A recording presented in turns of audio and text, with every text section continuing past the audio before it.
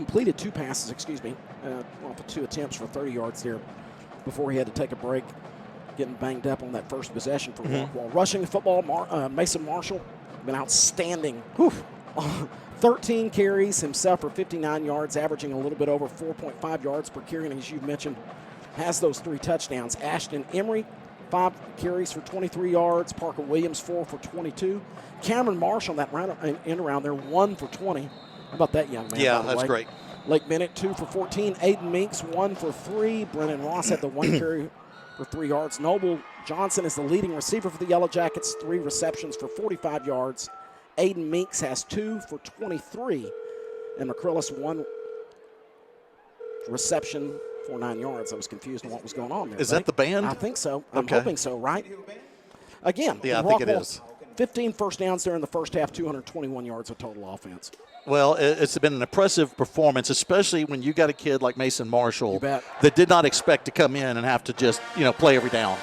He knew he had a couple packages that he would not have tonight. He has come in and taken over. You knew he'd be ready. Yeah. No question. Yeah, but that's an entirely different mindset, and we know that. Unfortunate, obviously, from Lake's perspective, but what a bonus for Rockwall, if you will, to be able to have Mason like that. Again, we've talked about mom and dad.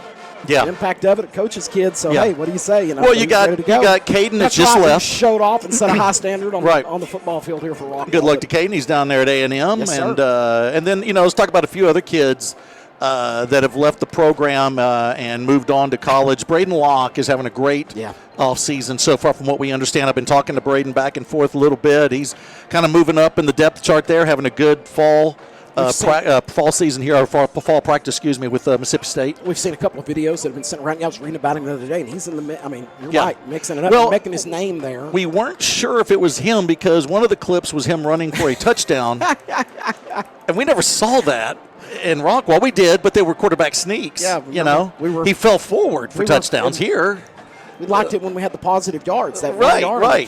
The thing that was great was that Mason came in last year, had one run in the playoffs against North Garland, and he surpassed what Braden's total career rushing yards were with one play. Just like that. Yeah, it's great. But we give Braden a hard time. That kid's doing great stuff down there at Mississippi State. Sure is. Saw his dad, Trey, on the field earlier, and we're so happy for him, and we expect some tickets to a few games coming up once he starts getting in there and getting some playing time. Talking about the impact of the broadcasters and stuff like that. And you know what? It seems as though there's a young man that played receiver for Rockwall. Yeah. Is he doing? How's he doing? He's leaving his mark. Okay, good. Is he getting any playing time? He's getting some significant playing time. And obviously, we're talking about Jackson Smith and Jigba up in Ohio State. You break records on the high school level in Texas. What else does he do? Goes up there and breaks the total yards, total receptions in program history in a game, right? And then goes and breaks the FBA's record for total yards in a bowl game. Yes, in the Rose Bowl. In a Rose Bowl. Yeah, not any bowl. It wasn't the Liberty Bowl. And then the Rose Bowl. The Rose Bowl. Bowl game. Yeah, so just very impressive. Yeah, he's once he gets into a groove, I think he's going to be all right. He's going to be all right. So, I love seeing Jackson do his thing. Yeah. Mom and Dad relax. We think he's going to, as you said, he's gotten into a group. It just have a pretty good idea he's going to be successful. And then as a family, you sit there and go, how's brother doing? He's just played Major League Baseball for the Pirates. Yeah. First hit when he gets moved up by the Pirates is a double. So, something's in the blood over there, that's for sure. But I can tell you this. That family, as far as athletics goes, you couldn't get to the other end of the spectrum faster than you look at the Quintons. When my son played, and I've said this before, we have a tradition as far as athletics goes with the Quintons that a phrase was never said in the history of the Quinton family, and it still wasn't said when Cash played, which was, somebody stop Quinton. That's never been said. It's never been said. So anyway, we have another kind of tradition here on our side. So anyway, it's very impressive, though, man. I'll tell you what.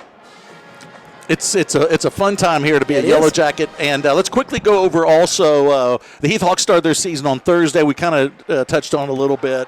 they did take on Denton Geyer, number one team in the area and state and all that kind of stuff. And they got some places have him number one quarterback, others have him number 3 as Jackson Arnold. So those guys took on Heath, and Heath had their moments and they had their opportunities. They just could not stay with them, and I think it was a 47-14 final. 47-14 final score. Geyer with the win. 314 yards of total offense on the night for the Hawks. 167 of the 7 yards on the ground. 147 through the air.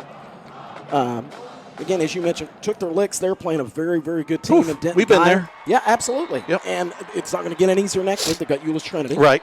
But we used to always talk about that. One of the best teams, one of the teams that went the deepest for Rockwall, Billy, was that team for Underwed. Yeah. Was where we were, 0-4? Yep, 0-4 in non-district. Played, like you used to say, they played the 85 Bears. And right, yeah. We got to play the 85 Bears, and we got to play the longest yard team, the prison team. We had all them on the schedule, and we proceeded to go in there, and that was the year, I believe, that we upset Woodlands. In their home stadium. At the Woodlands. They hadn't lost there, since the Lincoln administration. I'm not sure that they've lost there since. Right, and so, the non-district is that. It's to get ready, and so if you're a Hawks fan, and the guys mentioned on the broadcast, hey, this is where you set your measuring stick, and this is where you kind of – and I remember Coach Webb would say this, and I know Coach Brooks sees the same thing. It's not a bad thing if you get exposed. You need to get exposed in certain things. You got to know what to work on. I want to know what that stuff is early. And if you play teams that you're above their caliber consistently – you're not going to see that. You're not going to see that when you at the exposures, and so that's why Rockwall has done it, and Heath is now doing it. Where they're playing, they got a tough schedule, and Rockwall's always had the tough non-conference or non-district schedule, and that's the reason. And don't worry about going out there if you take a loss or two. It's all right. It has no impact whatsoever on the season. Yep, doesn't mess up any of your plans.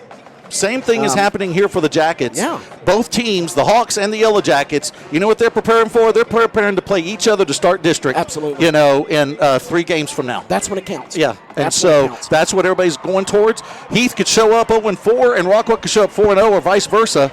And it doesn't matter. It's how much did you learn? What did you do out there? And how do you stack up against your rival? And that's what both teams are preparing for. Yeah, and it's always fun. And you mentioned that. I'm glad, again, as you said, Billy, that it kicks off, it starts district play. Because I was thinking about it as we were watching them the other night, that how different they're going to look here. How different that team's going to look in 3 weeks from now. Let's hit some of the other scores as far as the district is concerned. Mesquite Horn with 41-35 overtime victory over Plano West. Arlington had a 40-37 victory over Mesquite. White House defeated North Forney 47-30, and Lufkin 31-23 over Legacy. So the rest of the district didn't play out that well. But we saved one that I wanted to mention, and a shout out to Roy City. Yeah. Roy City, a 58-0 victory over Grand Prairie at home. First ball game as a 6A program, and they took on a 6A program there in the Gophers. And congratulations to the Bulldogs on a big win last night. And drove by there last night. I'll tell you what, the parking